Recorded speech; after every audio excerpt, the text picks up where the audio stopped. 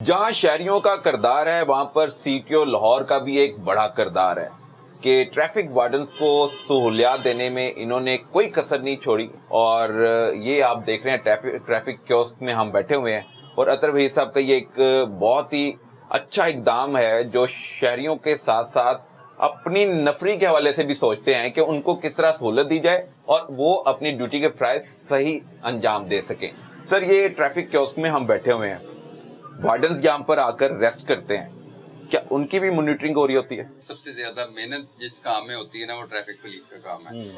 ये बेचारे परिंदे जगह छोड़ देते हैं लेकिन ये जो जगह नहीं छोड़ते, बड़ी बात, रोड नहीं छोड़ते, मौसम जो मर्जी हो, तो इनका ख्याल करना तो हमारा वैसे ही फर्ज है, गवर्नमेंट का भी हमारा भी फर्ज है।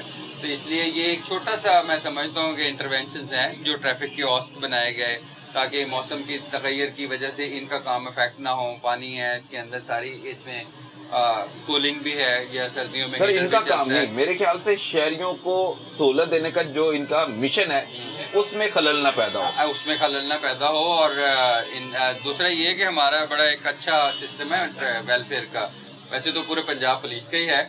तो इसमें अगर खुदा ना खास्ता हमारा एक भी शख्स, हमारा वार्डन कोई भी हॉस्पिटलाइज होता है तो डीएसपी और एसपी के ऊपर फर्ज है उसके पास जाना और मुझे बताना है कि इसके ऊपर कोई कॉस्ट आती है मेडिकल की, उनको हम इंस्टेंटली प्रोवाइड करते हैं और इनाम भी देते हैं। 3000 लोग हैं ट्रैफिक में, तो मैं 5000 लोगों को इनाम दे चुका हूँ। 3000 ट्रैफिक वार्डन है, मैं 5000 लोगों को इनाम दे चुका हूँ। मतलब एक बंदे ने 2-2 दफा भी लिया। क्या बात है, जबरदस्त। ये नहीं कि एक दफा रिवार्ड किया, अगर वो काम बार-बार अच्छा कर रहा है, बार-बार उसको। अच्छा, फिर मैं चालान के ऊपर रिवॉर्ड नहीं करता, लोगों की हेल्प के ऊपर रिवॉर्ड करता हूँ। मुझे पता चल जाए कि छोटे बच्चे को फैमिली के साथ में लाया, उसके ऊपर सबसे ज्यादा करता हूँ, या जिन्होंने बेकरी के ऊपर बहुत ज्यादा काम किया उनके ऊपर ज्यादा करता हूँ, जो सोशल इम्प्लीकेशन जिसकी है। मैंने बहुत कम लोगों को रिवार्ड सिर्फ ये चालान और इन चीज़ों के ऊपर नहीं करता, ना मेरा कोई उसके अंदर कोई फिक्स इनको टारगेट दिए जाते हैं। हाँ, सड़क को मैं कहता, आप जिस तरह हम बैठे हुए हैं, वी कैन सी कि सड़क के ऊपर क्या है, सड़क के ऊपर क्या लोग ट्रैफिक सिग्नल की वायलेशन तो नहीं कर रहे, सीट बेल्ट उन्होंने बांधी हुई है। मोटरसाइकिलिस्ट आपको ही दिखा दे मुझे कि जिसने हेलमेट नहीं पहना हुआ, ढूंढना पड़ेगा। सबने पहना हुआ है, ढूंढना। अच्छा, इसकी हम मॉनिटरिंग भी करते हैं। जितनी भी ट्रैफिक की गाड़ियां हैं ना, उनके अंदर कैम्प्स लगे हुए हैं और उनको लाइव हम मॉनिटर करते हैं कि ये इस वक्त किस जगह के ऊपर है। और एक एक गाड़ी के अंदर कैमरे लगे हैं। गाड़ी के अंदर जो कन्वर्सेशन हो रही है वो भी इसमें आ रही होती है। गाड़ी के अंदर जो वार्डन या जो भी ऑफिशियल, जो भी ऑफिसर, तमाम के तमाम गाड़ियों के अंदर मैंने कैमरे लगाए हुए हैं। और ये कि फिर हम जरूरी नहीं कि वायरलेस के ऊपर चेक करते हैं, उनको फिर इसी के ऊपर हम देख लेते हैं कि ये क्या कर रहे हैं और किस जगह ये अपनी ड्यूटीज परफॉर्म कर रहे हैं। तो ये इस तरह कैबिन्स के अंदर भी है। चीफ ट्रैफिक ऑफिसर टेक्नोलॉजी इजाद नहीं करते लेकिन उसका इस्तेमाल करना ये जानते हैं। हाँ, देखें, मॉनिटरिंग इज वेरी इंपॉर्टेंट। कि आप बजाय कि वायरलेस पे पूछे किधर है, मुझे पूछने की क्या जरूरत है, आप क्या कर रहे हैं। मैं अपना इधर आईपैड खोल लेता हूँ, इसमें मुझे पता चल जाता है कि अभी क्या कर रहे हैं आप, ठीक है ना। और किसी भी एक भी आप हम देख सकते हैं कि आप क्या देख रहे हैं, कितने कैमराज हैं जिसको आप मॉनिटर कर रहे हैं। इसके अंदर देखें, इसके अंदर सारी की सारी गाड़ियां जितनी भी है, बल्कि आप ये देखेंगे कि इसके अंदर ना सिर्फ ट्रैफिक पुलिस की, हाईवे पुलिस की गाड़ियों के अंदर भी मैंने कैमरे लगाए हुए हैं। हाईवेज के ऊपर सरगोदा की गाड़ियां, उनकी भी एक्सेस है और हम उसके में देखते रहते हैं कि वो किधर हैं, लोकेशन। वैसे ट्रैकर्स तो ऑलरेडी लगे हुए हैं गाड़ियों में, लेकिन ये कि हर गाड़ी के अंदर ये कैम ऐसे लगवाए हैं कि जो इंटरनल मॉनिटरिंग करते हैं। उनकी इंटरनल मॉनिटरिंग में ये है कि सड़क भी नज़र आती है हमें, और उसके अंदर फिर अगर कंजेशन की कॉल है, हम कहते हैं कि जी आप वहाँ पे पहुँचें, या खुदा न खास्ता अगर एक्सीडेंट हुआ है आप वहाँ पे पहुँचें, तो हम यहीं से फिर उसका रिस्पॉन्स देख लेते हैं कि भाई ये मूव किया है या नहीं किया, तो वहाँ पे सिचुएशन क्या है। तो इसलिए टेक्नोलॉजी का फायदा है, अभी तो आर्टिफिशियल इंटेलिजेंस का फायदा है। ये पैड में ट्रैफिक वार्डन सारे कंट्रोल्ड हैं, इनके एक ऐप के जरिए इनके हाथ में है कि कौन एहलकार, कौन डीएसपी, कौन एसपी कहाँ पर है, कहाँ पे ड्यूटी कर रहा है।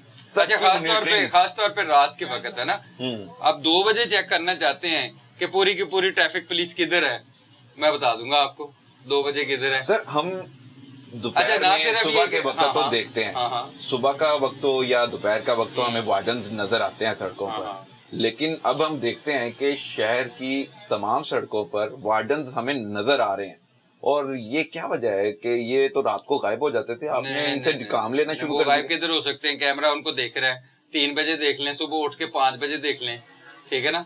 और ना सिर्फ 2 गाड़ियां नहीं है, 45 व्हीकल्स आपको रात को 3 बजे भी मिलेंगी। शहरियों को भी ये है कि अगर आपको यू फाइंड एनी प्रॉब्लम, आपको कोई चीज नजर आती है, every citizen is a cop without uniform, you know, हमारे में और आप में कोई फर्क नहीं है। और आप उसकी 15 पे कॉल करेंगे, जी इधर ट्रैफिक पुलिस मौजूद नहीं है या मुझे ज़रूरत है इसकी, मेरी गाड़ी ख़राब हो गई है।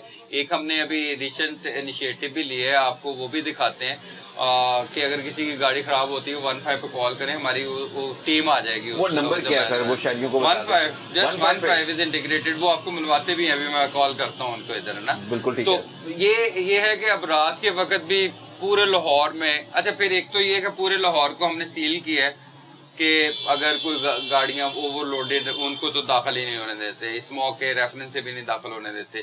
लेकिन इसके साथ 11 बजे के बाद भी दाखिल नहीं होने देते? 11 बजे अगर उसके सही नहीं ना चीजें हैं तो उसको नहीं दाखिल होने देते, उसी वापस मोड़ना है उसको, ठीक है ना। अच्छा, वो आगे सर्टिफिकेट भी देखा जाता है? नहीं, वो आगे इधर एक्सीडेंट करे या उसका सामान ही इतना बड़ा है कि लाहौर में वो काबिल ही नहीं है किसी मार रोड के ऊपर चलने के, तो उसको नहीं दाखिल होने फिटनेस देते। सर्टिफिकेट जरूरी है? वो भी जरूरी है, ड्राइविंग का लाइसेंस भी जरूरी है। खास तौर पे हम उसका हुजम देखते हैं कि ये जाके रात एक फॉर एग्जाम्पल एक गैस का था, गाड़ी थी बहुत लंबी गाड़ी, उन्होंने एक कंटेनर बनाया हुआ था, मैंने कैसे वापस भेजे, ठीक है। ये खुदा न खास्ता अगर कोई हादसा हो जाता है, गैस लीक कर जाती है, वो वुड बी रिस्पॉन्सिबल। तो हमें फिर 24 घंटे अपनी आंखें खुली रखनी पड़ती हैं, वो फैसले ऐसे करने पड़ते हैं जिसमें थोड़े आम लोगों को मुतासर भी होते हैं वो डेफिनेटली, लेकिन we have to clean the city, हमें साफ सुथरा रखना है। और ऐसा कोई भी चीज़ नहीं, उसको तो हम देखते रहते हैं कि खुदा ना खास्ता ये लोगों की जानलेवा ना हो जाए। तो इस वजह से बहुत सारे एक्शंस होते हैं, ये थ्रू आउट ऑपरेशन 24/7 चलता रहता है।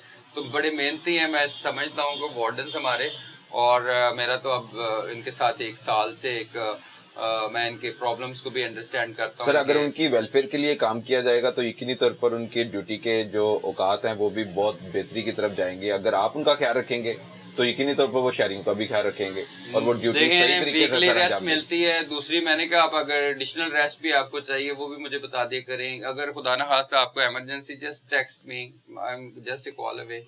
आप ऐसे हर वार्डन आपको मैसेज कर सकता है कि मुझे छुट्टी चाहिए। शहरी भी कर सकते हैं, हमारा काम ही है। और बल्कि हमने मैसेज की नौबत ही नहीं आने देते, हमारा सिस्टम ही ऐसा बनाया हुआ है कि वो मुझे क्यों कॉल करे, अगर उसको इमरजेंसी है वो जस्ट इन्फॉर्म करे, मेरे ऑपरेटर को कर दे, बहुत सारे लोग कर देते हैं। अगर अच्छा सर, एक ट्रैफिक वार्डन ने अगर अपनी शादी करवानी है और उसने छुट्टियों के लिए आपको दरखास्त लिख दी है कि मुझे 1 माह की छुट्टियां दे दें, नहीं, वो सेट रूल्स हैं, उसके लिए 14 डेज की छुट्टी मिलती है, 14 दिन की छुट्टी मिलती है। और ये आई साहब की तरफ से पूरे पंजाब में इंस्ट्रक्शन है, उसको कोई भी नहीं रोक सकता भाई। वो फिर इधर बल्कि वो नहीं, वो पुरानी रास्ते ढूंढता है कि मुझे कहीं ना कहीं 1 माह की छुट्टी मिल जाए। वो पुरानी बात है, पुरानी पुलिस की बात है। अब नहीं, वो बल्कि भाई हर शादी के ऊपर उसको कंपलसरी है कि उसको पैसे भी सलामी भी देनी है।